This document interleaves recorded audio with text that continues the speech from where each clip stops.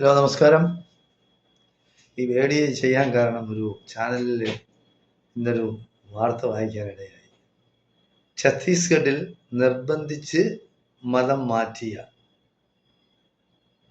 നിർബന്ധിച്ച് മതം മാറ്റിയെന്ന് പറഞ്ഞാൽ ക്രിസ്ത്യൻ സമുദായത്തിൽ വിശ്വസിച്ച 35 കുടുംബങ്ങൾ തിരികെ ഹിന്ദു ധർമ്മത്തിലേക്ക്.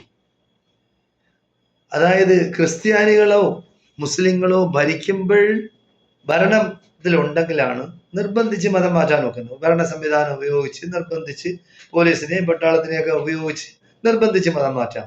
പക്ഷേ അങ്ങനെ ഒരു ഭരണം ഇന്ത്യയിലില്ല.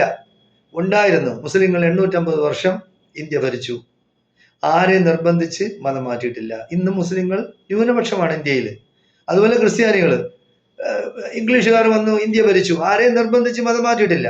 പക്ഷേ പല കാരണങ്ങൾ കൊണ്ടും, ആഹാരത്തിന് വേണ്ടിയോ വസ്ത്രത്തിന് വേണ്ടിയോ ജോലിക്ക് വേണ്ടിയോ ഏതെങ്കിലും ഒരു വീടോ കൂടോ എന്തെങ്കിലും ആവശ്യങ്ങൾക്ക് വേണ്ടി ചില പാവപ്പെട്ട ആൾക്കാർ, അത് ഹിന്ദുക്കളാണ് കൂടുതലും, അവരിങ്ങനെ മതം മാറുന്നുണ്ട്, ക്രിസ്ത്യാനികളായി മാറുന്നുണ്ട്.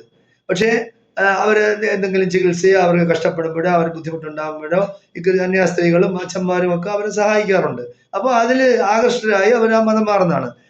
അല്ലാതെ ആരും നിർബന്ധിച്ച് ആരെയും മതം മാറ്റാൻ കഴിയില്ല. ഇപ്പോഴ് ഈ സംഘപരിവാറുകാരും BJP-ക്കാരുമാണ് നിർബന്ധിച്ച് മതം മാറ്റുന്നത്, തിരിച്ച് ഹിന്ദു ധർമ്മം. ഹിന്ദു ധർമ്മം എന്നാണ് പറയുന്നത്, മതം എന്നല്ല പറയുന്നത്. ഹിന്ദു മതം എന്നൊരു മതം ലോകത്തില്ല. ഉണ്ടെങ്കിൽ പറയണം, ആരാണ്? തെളിവ് സഹിതം കൊണ്ടുപോകാം. ആരാണ് ഹിന്ദു മതം ഉണ്ടാക്കിയത്? ഇല്ല.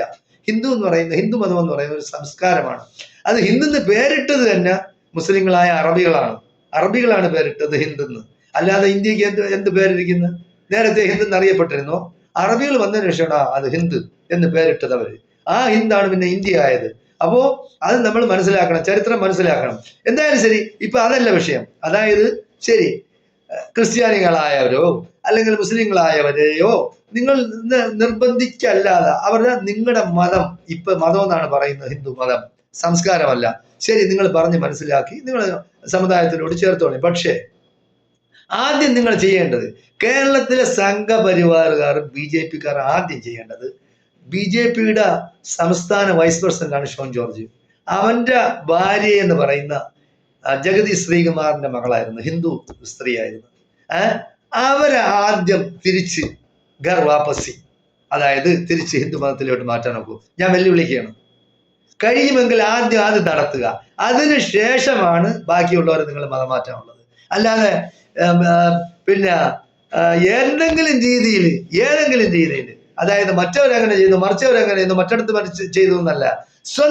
ആദ്യം സ്വന്തം വീട് നന്നാക്കുക, അതിനുശേഷം നാട് നന്നാക്കിയാൽ മതി. ആദ്യം നിങ്ങൾ ചെയ്യേണ്ടത് ഷോൺ ജോർജിന്റെ ഭാര്യയെ, നേരത്തെ ഒരു പ്രാവശ്യം ഷോൺ ജോർജ് പറഞ്ഞതാണ്, ഞാൻ ചെയ്ത ജീവിതത്തിലെ ഏറ്റവും വലിയ തെറ്റെന്ന് പറഞ്ഞാൽ എൻ്റെ ഭാര്യയെ ഞാൻ ക്രിസ്ത്യാനിയാക്കിയതാണ്. ശരി, ആ തെറ്റ് തിരുത്തിക്കൂടെ? ഇപ്പോഴും നടക്കുമല്ലോ. എങ്ങനെയായാലും ഷോൺ ജോർജിനോടും ഞാൻ പറയുകയാണ്, ഇവിടുത്തെ BJP സംഘപരിവാർ ശക്തികളോട് ഞാൻ പറയുകയാണ്, നിങ്ങൾക്ക് കഴിവുണ്ടെങ്കിൽ, ആണത്തമുണ്ടെങ്കിൽ നിങ്ങൾ ഷോൺ ജോർജിന്റെ ഭാര്യയെ തിരിച്ച് ഹിന്ദു മതത്തിലേക്ക് കൊണ്ടുവരണം. ഓക്കെ, ഇത് മാത്രമാണ് എനിക്ക് തൽക്കാലം പറയാനുള്ളത്. നന്ദി, നമസ്കാരം.